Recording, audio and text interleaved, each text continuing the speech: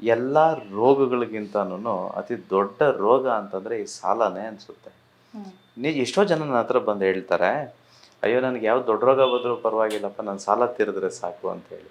ಆ ಟಾರ್ಚರ್ ಅನುಭವಿಸಿದವ್ರಿಗೆ ಗೊತ್ತಿದೆ. ಯಾಕಂದ್ರೆ ನಾನು ಅನುಭವಿಸಿದ್ದೀನಿ, ಅದಕ್ಕೆ ಹೇಳ್ತಿದ್ದೀನಿ. ಸೊ ಇನ್ನೇನೋ ನಾನೇನೋ ಹೊರತುಪಡಿಸಿ ಏನಿಲ್ಲ. ನನ್ನ ವ್ಯಾಪಾರದಲ್ಲೂ ನಷ್ಟಗಳಾಗುತ್ತೆ, ಪಾರ್ಟ್ನರ್ಶಿಪ್ಪಲ್ಲಿ ತೊಂದರೆಗಳಾಗುತ್ತೆ. ಇದು ವರ್ಕ್‌ಶಾಪಲ್ಲಿ ನಾನು ಹಂಚ್ಕೊಳ್ತೇನೆ. ಮುಂಬರೋ ವರ್ಕ್‌ಶಾಪ್ ಸಾಲದ್ದೇ ಆಗಿರೋದಕ್ಕೆ ಈಗ ನನ್ನ ಅನುಭವಗಳನ್ನು ಸಂಪೂರ್ಣವಾಗಿ ಹಂಚ್ಕೊಳ್ತೇನೆ.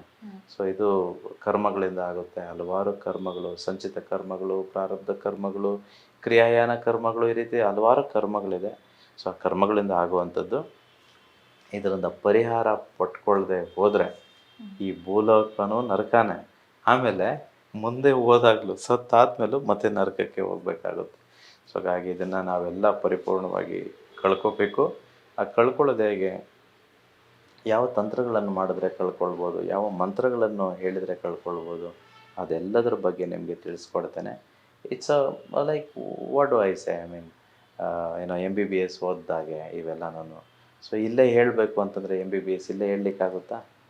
ನೀವೇ ಯೋಚನೆ ಮಾಡಿ. ಒಂದೇ ದಿನದಲ್ಲಿ MBBS ಕಲಿಬೋದಾ? ಅಲ್ಲ, ನೀವು 10 ಕೋಟಿ ಕೊಡ್ತೀನಿ ಅಂತಂದ್ರೂ ನನಗೆ ಕಲಿಸ್ಕೊಡ್ಲಿಕ್ಕಾಗುತ್ತಾ? ಸೊ ಕೆಲವು ವಿದ್ಯೆಗಳನ್ನು ಆ ಜಾಗದಲ್ಲೇ ಕಲಿಬೇಕು. ಹೇಗೆ ಕಲಿಬೇಕು? ಹಾಗೆ ಕಲಿಬೇಕು.